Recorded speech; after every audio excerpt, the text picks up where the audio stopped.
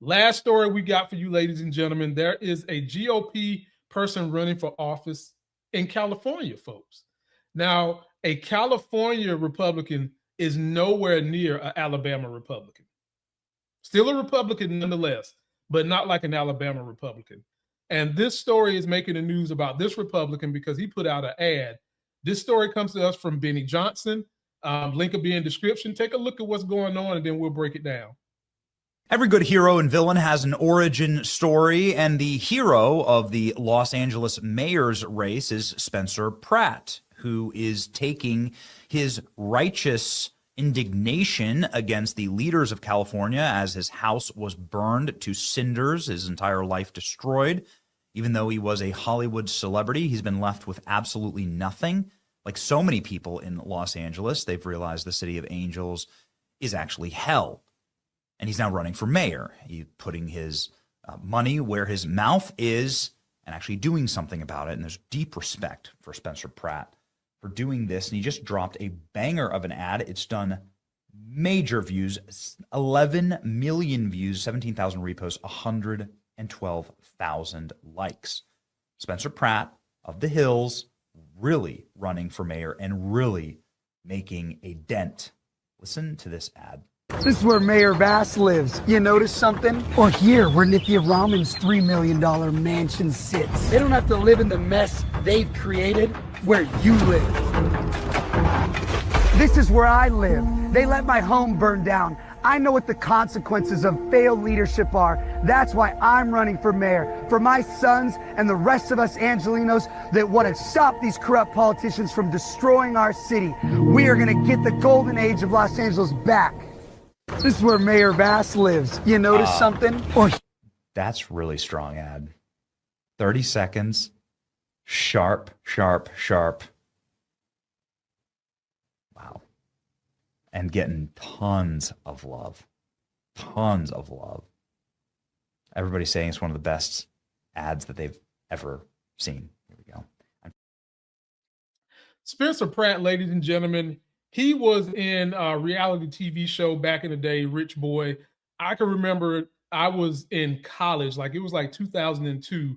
There was these shows called The Hills and a few others about the rich white girls and the white folks that lived in the community.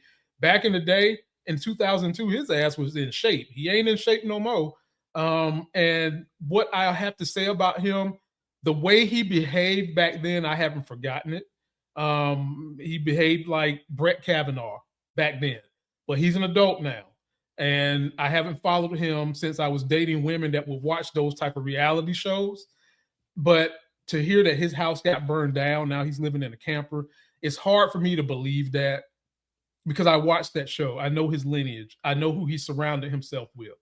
And to say that all politicians, the blanket statement he made about all politicians, I'm not with that either. You can never say all about anything. Some things can be a stereotype, but they're not all. And I do agree with him and the fact that there's such a homeless issue going on in a city like that. For as many good things that come out of big cities, they have yet to do anything about the homeless. And now,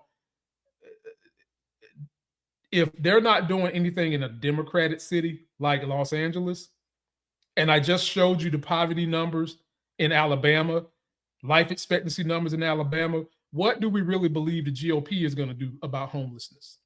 And I'm not saying homelessness is right. I'm condemning the Democrats. They should have been done something about it. If this man can win and become mayor and do something about homelessness, I'm for that. But time and time again, I've seen GOP policies that haven't even done what is going on in LA. And what homeless people need, it's not just homing they need. And I know a lot of people who believe in Jesus Christ, but voted for Trump and prayed to the hilt that something is going to happen, and it never does with these homeless people, and are afraid to deal with homeless people. Homeless individuals need not only to be rehomed, they need education, something the GOP don't want to pay for. They need mental health, another thing the GOP don't want to pay for.